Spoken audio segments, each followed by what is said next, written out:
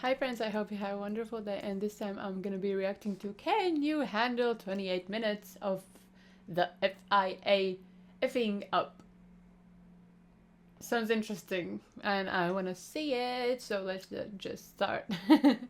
From being so childish that it makes the drivers stay quiet. Because it seems there's been a big difference in performance lately. A lot. Can you elaborate in terms of what you've done? No, I might get fined. To applying nonsense penalties that make them spit facts. They have the power to do and to decide, and we have to accept it. But I'm surprised and totally disagree for sure. These are 28 minutes of the FIA f***ing up. School. The place where you met your best friends, kissed your first crush, and probably swore for the first time too. Luckily, teachers were already around to tell you to watch your mouth. Unless you're Max Verstappen. See, we're in Baku 2024, and the Flying Dutchman was having a weekend to forget. After being out-qualified by his teammate Checo Perez for the first time in 33 races, Max found himself struggling all weekend, a lot. He finished 5th and summed it up saying, "We paid the price for that," referring to the setup decisions made the day before. Naturally, the media pounced. Is this Max's downfall? Has the champ finally lost it? A week later in Singapore, he gave his own answer, not with a podium, but with a mic. And a different setup, so as soon as I went into qualifying, I knew the car was... You heard it. My guy wasn't screaming or insulting anyone, just talking. And it's not like the drivers haven't said worse before. Yeah, well, there was a cut, debris, maybe something wrong with the bodywork, the driver went wide. However, this time the difference was simple. There was a new rule in place, and like it or not, they had to follow it. In January 2024, the FIA quietly added a section called Appendix B to the Sporting Code, which honestly sounds like something made up 5 minutes before a Zoom call. The thing basically treats swearing like a war crime. We're talking fines from $45,000 up to $140,000. Add impossible suspensions or even losing points just for dropping a few F-bombs. No. I understand, like, maybe children is watching, but like, it's frustrating. But those $140,000 for swearing, losing points, it's just crazy to me. Oh, drivers weren't asked. Their union, yeah, it exists, is called the GPDA. Wasn't asked. It just appeared like a Windows update you didn't ask for. So Max, being Max, didn't just let it slide. He crushed his teammate on a street circuit. And over the line comes Max Verstappen to claim second position. Refused to elaborate in interviews and even held a one-man press conference out of protest. Of course, Ben Sulayem wasn't thrilled, and they slapped him with a penalty and even made him do community service in Rwanda for swearing. Let that sink in. And this is the part where I ask myself, all of that, for what? Because in the end, they folded. Fines got slashed 50%. In any case, swearing, illegal. Torrential rain? Hell no. Infernal heat? Actually sounds kind of nice. And yet, in 2023, the FIA greenlit a race under those exact conditions. Enter Qatar. It wasn't just controversial, it was brutal. Having come out of the pits, this is Logan Sargent easing himself out of the car. His body is completely exhausted, he's dehydrated, and this was all for entertainment purposes, so thank you all very much. Nevertheless, by moving the race to December for the following year, fans thought they were starting to come to their senses. Wrong. Opening lap 30 as cars flew down the main straight. He's been fluctuating, now 1.2 seconds behind. Took a big chunk out of him in the first sector. That's where the wing mirror came from. Whoosh! Out of nowhere, Albon's mirror decided it had enough and ejected itself into the middle of the track. Had been from an earlier brush with Mr. Strulovic. No. So he's on the brakes, there's Albon. Oh, he's got no grip on that hard tyre. Round goes Albon, further on lap 1. Massively hit my stroll. Yeah, copy that. I knew he was going to do it. Maybe not. Point is, it landed right where everyone makes their passes. One hit is game over. So what did they do? Safety car? Red flag? VSC? Nah. Double yellow flags. Come on the main straight, which is why we had a yellow flag. Will we need a virtual safety car to deal with that mirror? Okay, bold call to say the least, but fine, whatever the way, the goal was obvious. Get the mirror off the track. Did they? Yeah. Well, they did remove the yellows, yeah, but the mirror? Still chilling on the asphalt. Why? According to the stewards, and I quote, it was too small and off the racing line. Yeah, right, sure. Because flying shards of glass are harmless if they're slightly to the right, huh? 4 laps later, Bottas moves aside under blue flags to let Leclerc through. Takes the inside line heading into turn 1. Boom! Puncture. No warning, no chance. And guess what? Still no intervention. Cars kept flying through the same section over the same debris. And then it happened again. A puncture for Lewis Hamilton. Now, as he picked up debris on that main straight, and I think Carlos Sainz is also in trouble with all that debris on the main straight. Very easy for cars to run over it and get a puncture. And Carlos Sainz... That was definitely a good choice for them, right? Dumbasses. And Lewis Hamilton both in trouble in this race. Sainz, Hamilton, 2 different cars, 2 different teams, both suffering a front left puncture at the exact same time. What were the odds? Well, let me tell you, this wasn't luck, bad luck more specifically. This was the FIA once again going, what's the worst that could happen? God, what is this tractor? What is this tractor on track? Now continuing the list of Grand Prix locations where you might need a bunker, Saudi 2022 ranks pretty high. Most people remember that race weekend for 2 things. 1, Mick Schumacher's horror crash that sent the paddock into collective silence. Oh.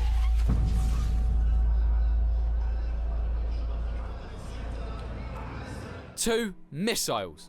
That was so bad, and I actually can't remember if I have seen that before. Actual falling from the sky kind of missiles. But buried underneath all that stuff, in the undercard of Formula 2, was one of the coldest, most unfair, and honestly most soul-destroying rulings we've seen in years. Let me introduce you to Dennis Hauger, Norwegian talent, Formula 3 champ, the guy Red Bull was quietly hoping would be next. However, he had never heard of him. Started his F2 season great. There were doubts, people whispering maybe he wasn't ready. But in Jeddah, everything seemed to click. He qualified on pole, and most importantly, he was finally in control of his own weekend, until...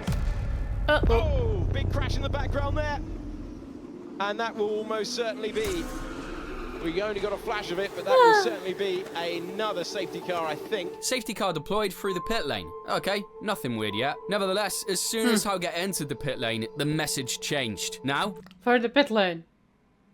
Sounds so weird. Safety car entry closed. And guess who's halfway into it? Pit lane entry was closed. And car number 1 went through the pit lane entry. Yep, our lad. And for that, he got hit with the most severe penalty short of disqualification. 10 seconds stop and go, which basically means game over. My guy dropped last and never recovered. Weekend ruined, points gone, momentum crushed. The team appealed, obviously. They had the comms, the receipts, the full timeline. Their response, visual signals override verbal instructions. And that's when everyone in the paddock did the same thing. Tilted their heads, squinted their eyes and went, wait, what? It's like you're driving, a cop waves you into a parking spot, then 10 minutes later, boom, ticket on your windshield. Makes 0 sense. So yeah, a rookie followed the system and got wrecked by the system. Moral of the story? When in doubt, trust your gut. Unless your gut suddenly tries to inhale half the Canadian grasslands, like Seb in 2019. But not just any Seb. Vintage Vettel, calm under pressure, fast without... Why vintage? Trying. The kind of driver who didn't just lead races, he owned them. And on lap 48, he was doing exactly that. Front of the pack, total control, every corner on his terms. But then, something goes wrong. Yeah, the back just would not stick. That's bad news for him in terms of his absolute pace as well. They didn't do anything wrong.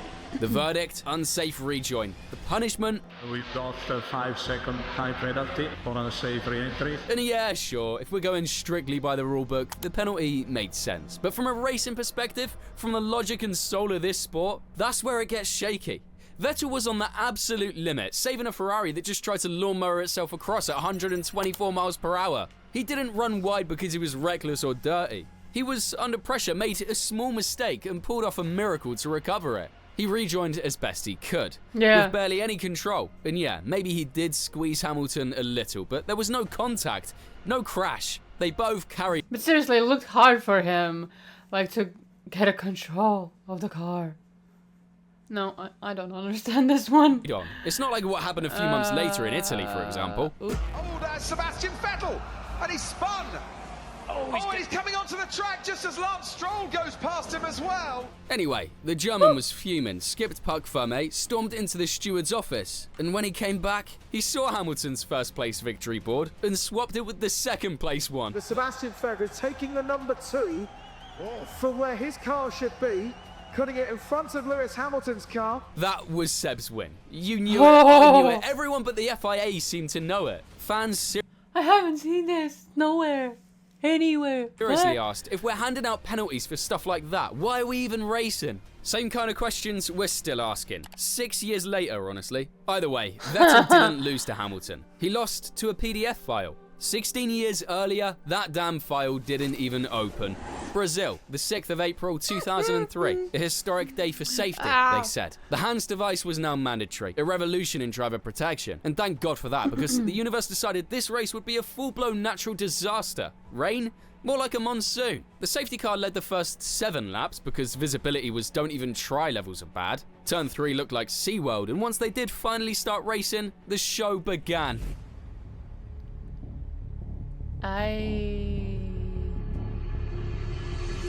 Classic FIA. 1 step forward, 2 steps back. And then, lap 55 happened. Mark Webber was flying down the straight at full Mark Webber? Webber has a brother? tilt. And suddenly, his Jaguar decided life wasn't worth living anymore.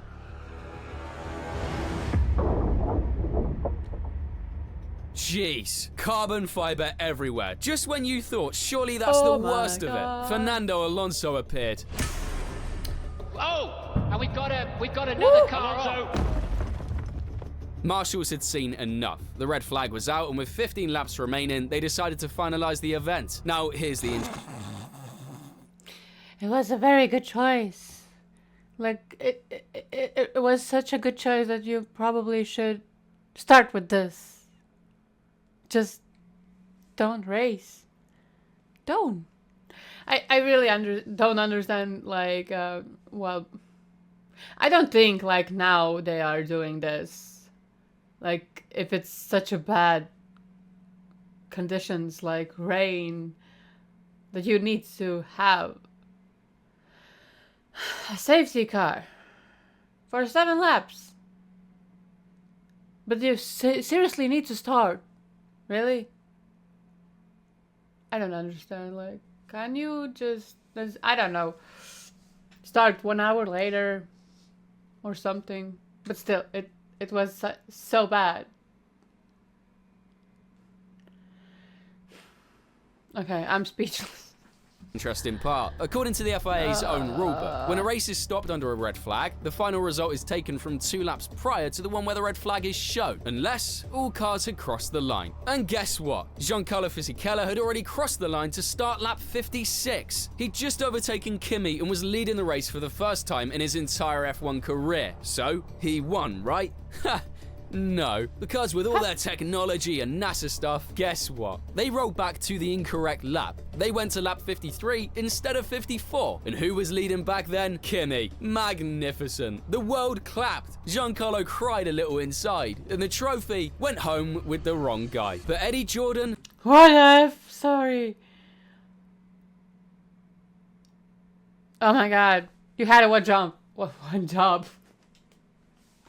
My brains are even lagging, oh my god. That man had read the manual and he knew the rules. He challenged the result, and days later, the FIA finally did what they rarely do, admitted they fucked up. So what now? A dramatic reversal, a grand ceremony, headlines? Nah. They told Kimi to bring the trophy to the next race in Imola, and what followed was the most awkward refund exchange ceremony in Formula 1 history. Fisichella looked thrilled. Kimi looked like he wanted to go back to sleep. And I looked like an Australian. Albert Park might look clean and calm, but when it comes to Demolition Derby, it delivers like few others. Let's start with 2023 to show you what I'm talking about.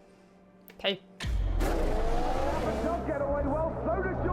Lewis Hamilton under pressure from Fernando Alonso. Verstappen's cruising, Hamilton's P2, then red flag.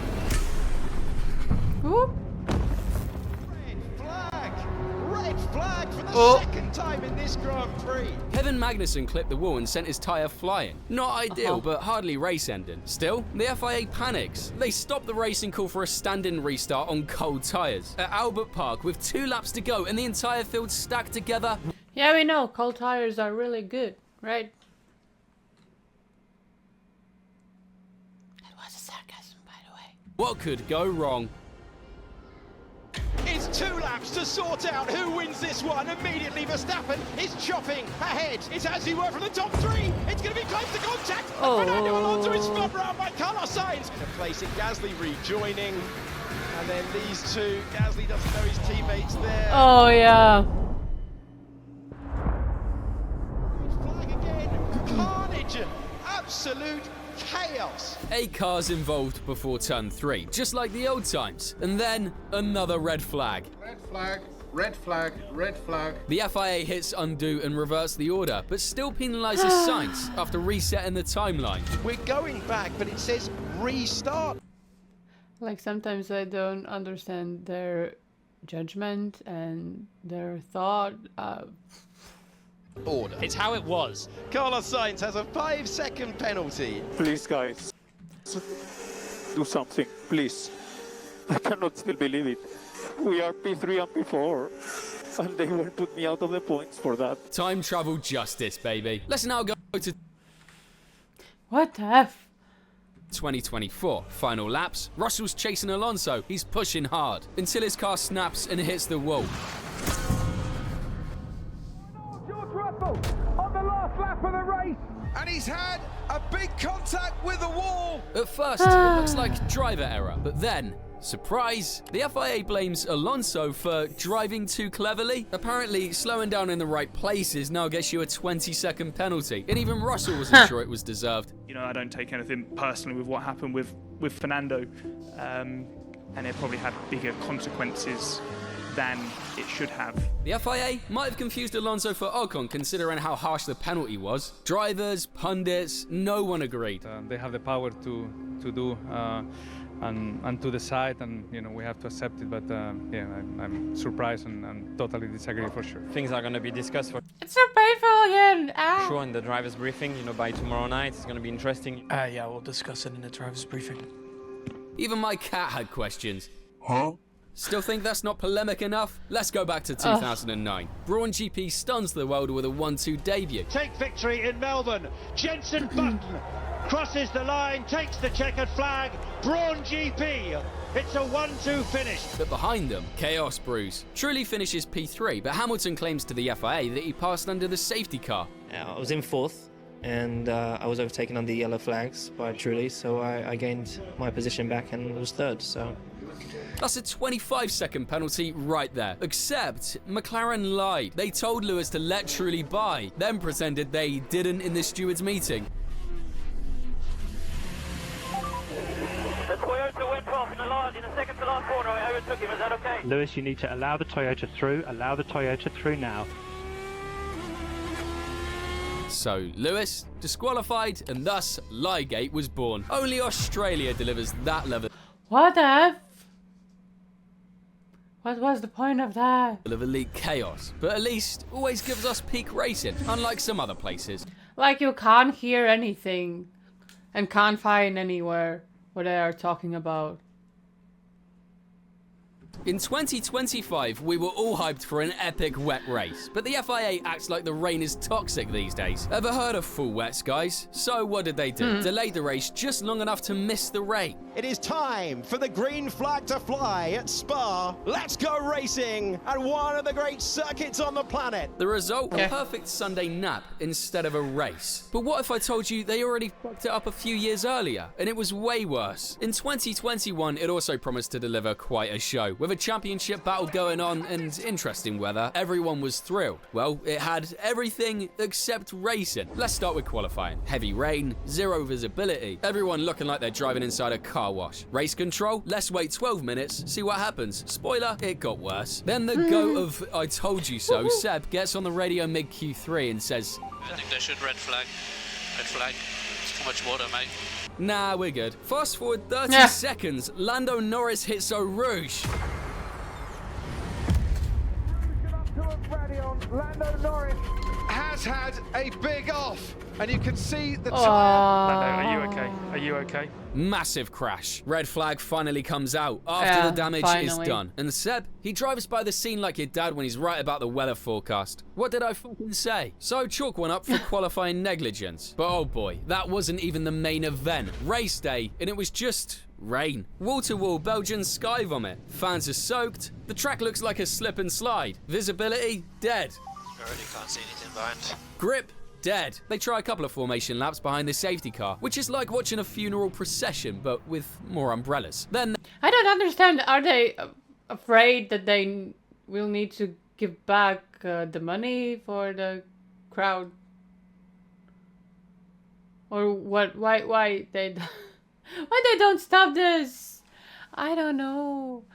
Why you need to play with their lives? With F1 drivers' lives. they red flag it. Cool. Logical move. Let's wait out the rain, right? So red flag. They were all considered formation laps. Well, after 2 hours of pure limbo, the FIA hits the "lol, let's try it again" button. The cars roll out again, behind the safety car. They do one more lap, and then checkered flag. Race over. That's it. Congratulations, Max Verstappen, on yet another win in Formula 1. 3 laps, no racing. Verstappen gets the win, and Russell gets his first ever F1 podium in a Williams and looks more confused than proud. Hamilton, P3, and instantly calls it what it was, a scam. But the fans have been incredible today, just to stick with us this whole time and hold out for a potential race. Potential. That's what it was, just potential. I really hope the fans get their money back today. FIA's logic. Technically, we did 2 full laps, so it counts. Yikes. They gave... But how many laps did they needed to go? If it's, I don't know, 71 and you just raced 2 laps. It's just a shit show.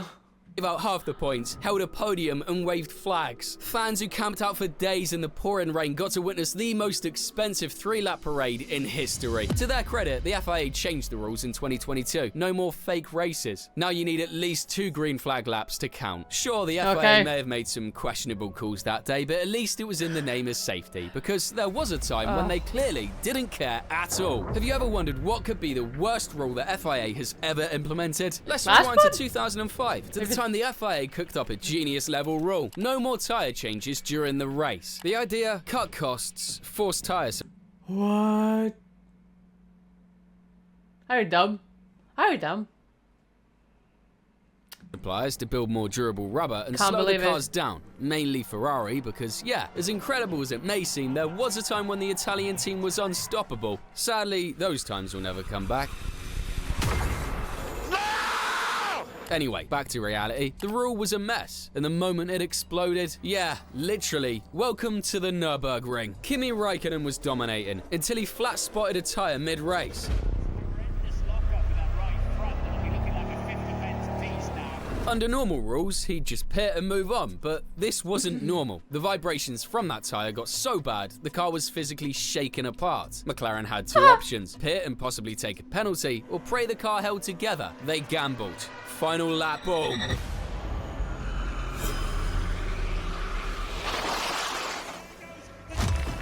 It just misses the VAR. I said he should have pitted. I told you he would have got a podium if he pitted, instead of which he's going to get absolutely nothing. Suspension gone, race gone. From the lead, just like that. This rule didn't make racing better. It turned it into tyre babysitting. Nobody... But like that means that they probably needed to drive much slower and be careful much more and like, of course, use hards. But like, what the F?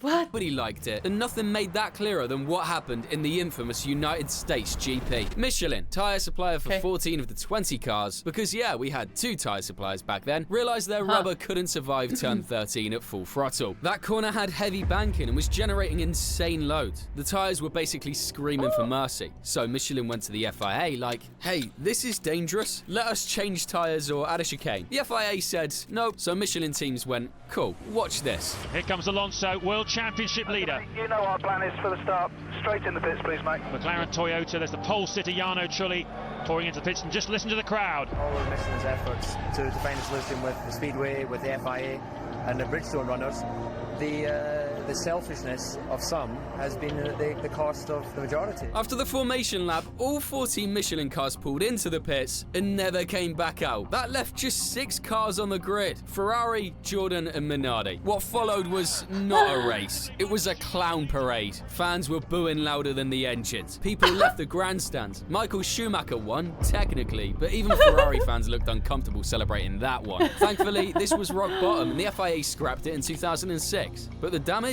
Already done. This season showed us how a rule can make a race unforgettable and not in a good way. But now imagine it's not the rule book, it's how you interpret it. It all started like a classic finale. 2 titans, equal on points. The 2 drivers contesting this championship are separated by 0 points. Max Verstappen versus Lewis Hamilton. The fearless young gun versus the 7-time world champ with a legacy to protect. We all knew something wild was coming, just not this wild. Right from lap 1, it got messy. It's lights out, away we go, and Hamilton gets a decent start, and he's already ahead of Max Verstappen. There's a bit of jockeying going on between Tsunoda and Ricciardo at pin. Oh, and there, Max Verstappen and Lewis Hamilton. Did they hit? Coming together. Yes, to give that back. No investigation necessary. The FIA was like, let them race. So, elbows out then. Everything calmed down. Lewis entered God mode. He was flawless and managed the race like it was a speed run. Max, just hanging on. 5 laps to go. Lewis was cruising to his 8th title, and suddenly...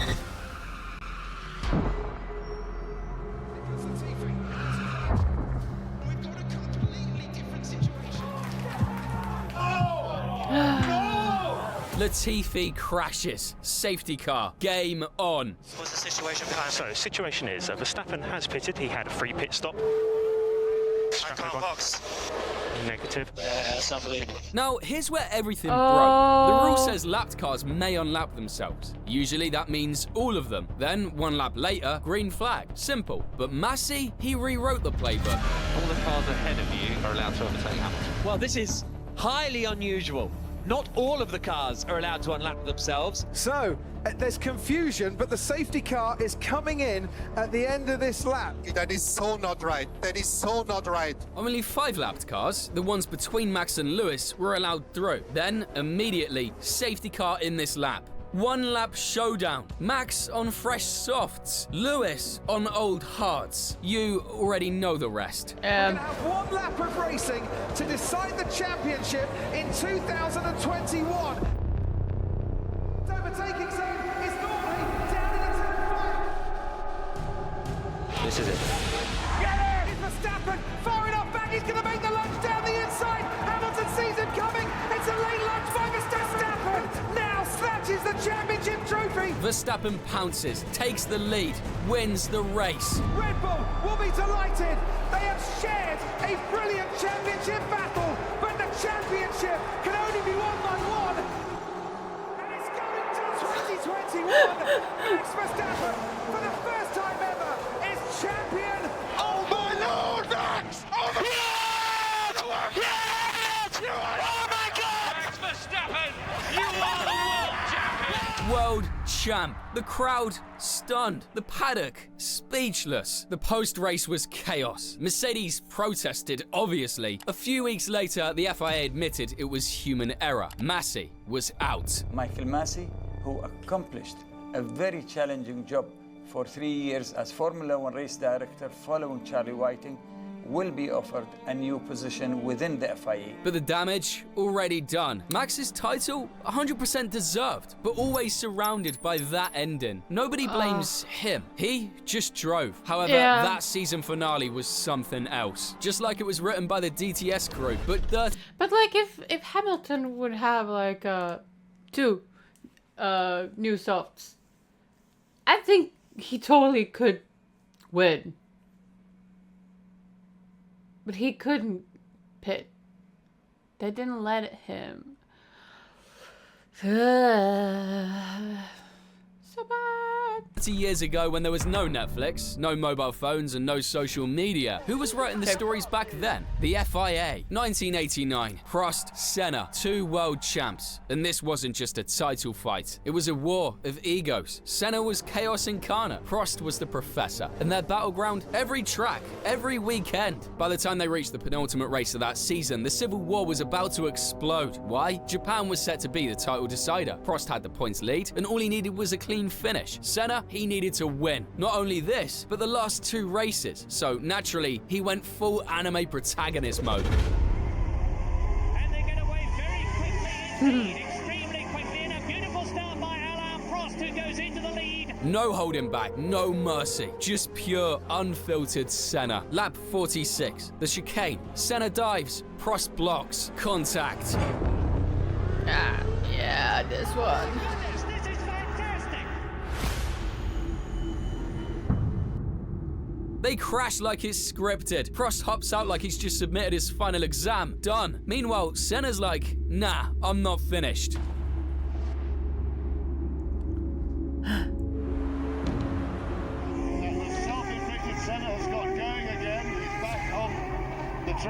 Sketchy? Sure. Illegal? Depends on who you're asking. But that wasn't even the most ridiculous part. Senna still goes and overtakes Alessandro Nannini like a man possessed. And through. Now, Nannini smokes up. Ayrton Senna leads at the conclusion of lap 51. Full clutch performance. Untouchable. Victory secured. Ayrton Senna wins in Japan. Is there going to be a stewards inquiry? Alain Prost will have one if he can. Until the FIA swooped in like, actually, we're going to go ahead and DSQ you for that rejoin. And as we speak, Alain Prost is in race control talking to Jean-Marie Bonest, the president of FIA, so the politics have started already. Nannini gets the win. Prost gets the title. And Senna, he gets labelled as a dangerous driver. Sure, the move and comeback was sketchy, but a DSQ and a nickname? Rejoining through the escape road wasn't ideal, but drivers had done it before. The real reason everyone lost their minds, Jean-Marie Balestri, the same guy who just so happened to be Prost's fellow countryman. The normal racing line, I would put it to you that from the aerial pictures, it looked as though you turned in quite early and it wasn't a normal line at all. I won 39 races and now a Swiss championship. Do you think that I would do something like this on purpose? Senna saw right through it. The way the whole affair has been treated is like I have total responsibility for everything that took place there. I was blamed for everything and I was penalized for everything. And in that moment, the rivalry shifted. It wasn't just Senna versus Prost anymore. It was Senna versus this system. The FIA had gone from being referees to full-on character villains. It was a political chessboard, and the king had just been taken off the board by the tournament director. And what did Senna do? He returned in 1990 and yeeted Prost at turn 1 just to make a point. Senna is trying to go through on the inside, and it's happened immediately.